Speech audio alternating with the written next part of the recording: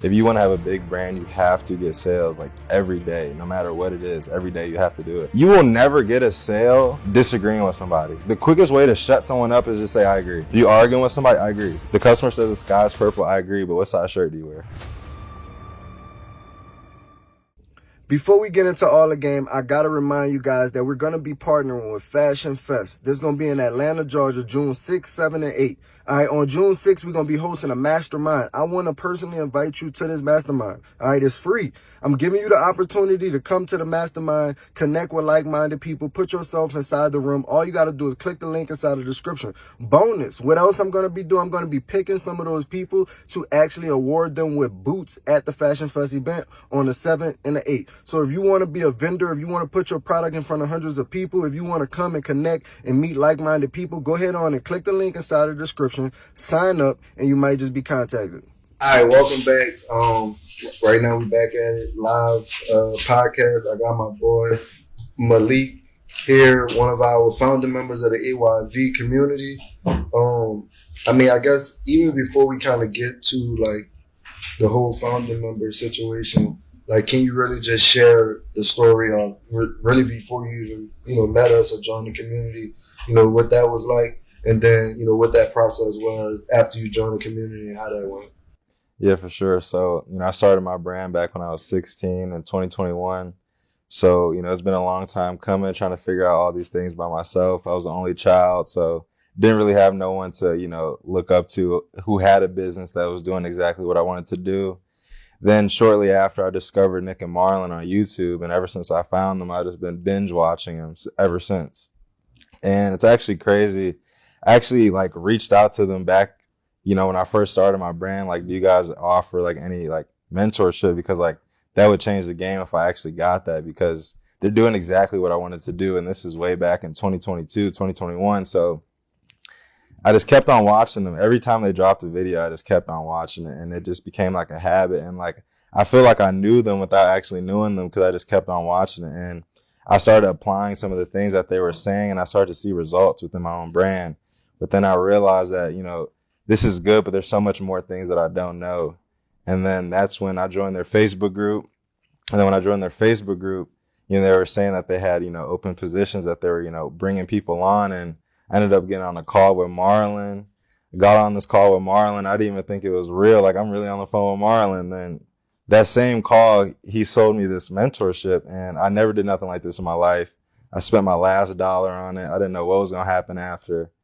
And then 28 days later, I opened up my first kiosk, and I made $11,000 in a month. And I was like, wow, this is crazy. So if I did this in just 28 days, I'm just going to commit to a whole year and just see what happens. And the year before that, I only made 30,000 in a whole year, with my brand. And then when I got around Nick and Marlon that same year, I did 230,000. So I was like, all right, we just gonna keep on doing it. And then the year after that, we did 285. So it's just being around people who are already doing what you want to do is just really a cheat code to get you to where you want to be. Yep. And I would say I feel like this is your fourth, fifth, experience. So what's really been one of those, impactful parts that people should really take away from, coming and traveling and being part of a mastermind event like this? Yeah, you got to see more. That's one of the biggest things I realized. I'm from the city of Chicago. I really didn't see too many things like this. So when I come to New Orleans and I see that they got palm trees down here, and just seeing new kind of people and new cultures, it's you got to get exposed, because once you get exposed, you can't unsee these things. So now when you go back home, you got a whole new energy about yourself, because I've been in New Orleans. You haven't even been outside your city. You don't even know what it's like outside of this one part of your town. And it gives you kind of a competitive advantage, because you're not like everyone else, because you've seen so much more. And when you see more, you think higher. Gotcha. And I would say I know a lot of what you do is, making sales from that kiosk. But can you explain the true importance of what the kiosk was able to do for you when, getting us out of there? Because a lot of people may either be hesitant. Some people may just be doing the weekend kiosks right now. But what was, going full in on the kiosk, what does that allow for you to do?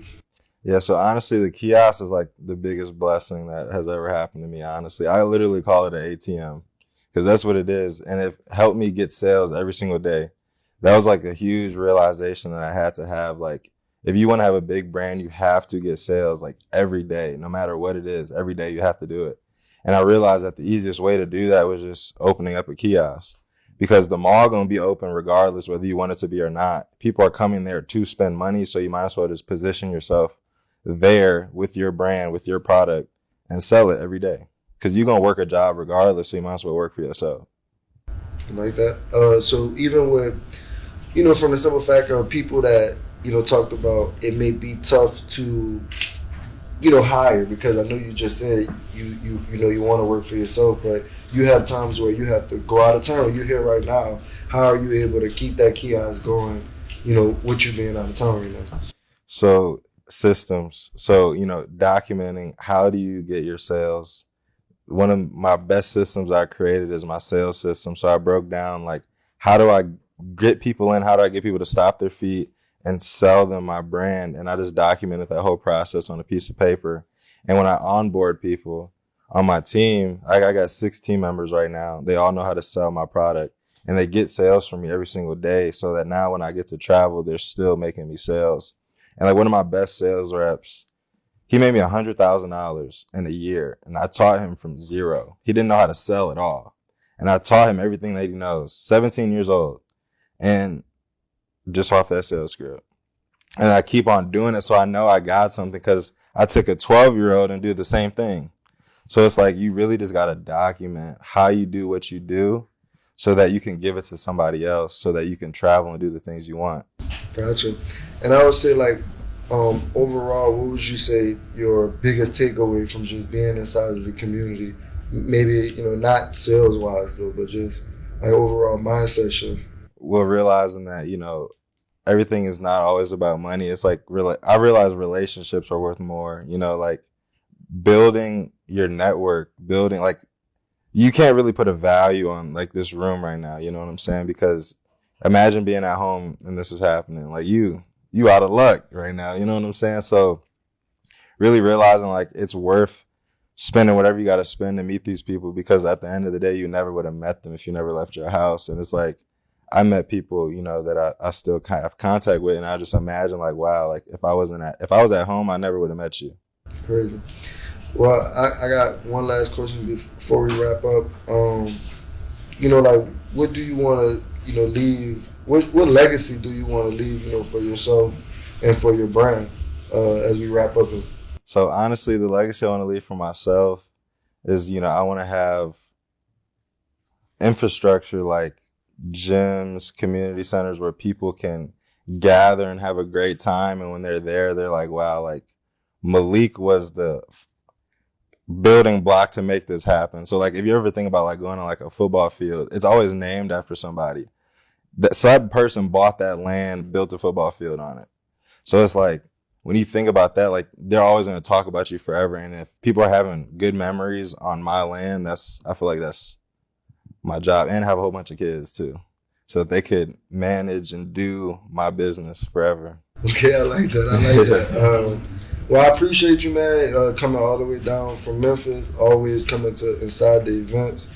Like I said, we appreciate you a lot. You're a founder member. You helped grow this community. You seen us in V1 phase, V2, V3. When we was texting, get on the Zoom. Like it wasn't where like you have a platform and y'all go to it and it's just like so easy.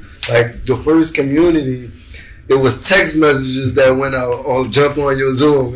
That maybe was 5 minutes late sometimes. But just, you've really been rocking with us from the start of building this community. We just want to say thank you and we appreciate you so much. Any questions? Yeah, one. I always have a question. You said about your script. In developing your script, how did you, like, was it a line or two that you, like, got, like, 4 or 5 sales from that you say, okay, this is the one right here? I mean, how did you develop your script? Yeah, so really trial and error. But, before, like, I used to sell, like, hey, I got some new product. It's only 20. But Marlon taught me the golden circle. So you want to sell the why, the what, the how. So what I like to do is before I even start any of that, I compliment them. Because what I like to say is, you know, when people are in the mall or people are just out in the public, their guard is up. So you got to get their guard down. So how you get their guard down is, I like your haircut, bro. It's fresh. So now you smiling. Can I tell you about, and I say, my name's Malik. What's yours? You say, nice to meet you. And then after I get all this information, I say, all right, can I tell you about my brand? And then you're already going to stop. And then I say, I introduce you to my brand. I don't tell you nothing about the price, nothing about the product. I tell you the meaning behind my brand. That our generation is so caught up on our phone that we never take the time to appreciate the things right in front of us, and we call it life. So anything that you love to do outside, like camping, hiking, even just going on a nice walk, that's what Lost Hearts is all about. I got these new shirts over here, and just for you, they're only $25. And you say that 1,000 times, someone's going to buy something. What if they say no? If they say no, then I'll say, what's stopping us from getting a shirt right now? And then I'll shut up and listen. Because if you want to be a great seller, you have to be a great listener. That's something Nick taught me. You got to shut up and listen. So if they say it's time that there's problem, okay, I can make this quick for you. We take tap. So you got to be able to really listen to what the customer's saying. If they're saying, oh, I'm trying to get a new pair of shoes, I agree, but you got to start from the top down to the bottom. Oh my goodness. This is like, you will never get a sale disagreeing with somebody. Like the quickest way to shut someone up is just say, I agree. You arguing with somebody? I agree. The customer says the sky's purple. I agree, but what size shirt do you wear? You know what I'm saying? Like, you acknowledge them, always validate their feelings, and then get right back into what you want to talk about.